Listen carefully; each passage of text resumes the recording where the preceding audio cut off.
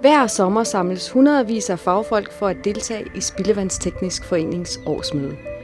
I år foregår arrangementet i Frederikshavn, hvor 132 firmaer er repræsenteret.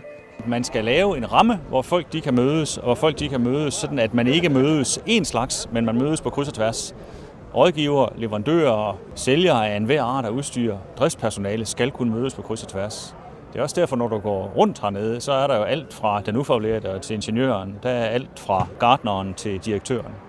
Her kan man købe alt lige fra den mindste pipette til store pumper og indsamle ny viden og møde folk på kryds og tværs.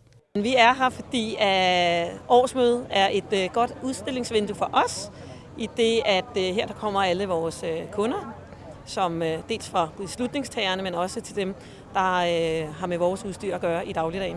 Vi er her for at vise nogle af de nye ting, vi går og arbejder med frem for vores eksisterende kunder, men også for potentielle nye kunder, samarbejdspartnere. Vi er også for at netværke med andre i branchen og se, hvad de har at byde på.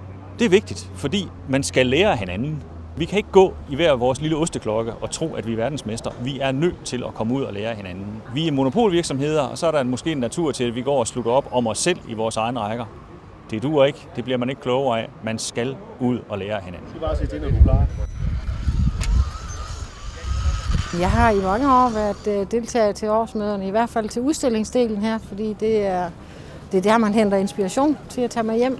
Når man går i de lokale områder, så er det ikke altid, man får det sidste nye med. Du kan opleve alt. Det vil sige alt fra den mindste lille dims i et laboratorie og til nogen, der kan bygge et komplet renseanlæg. Og så vil du kunne opleve, at folk de taler sammen om, hvordan bruges det her.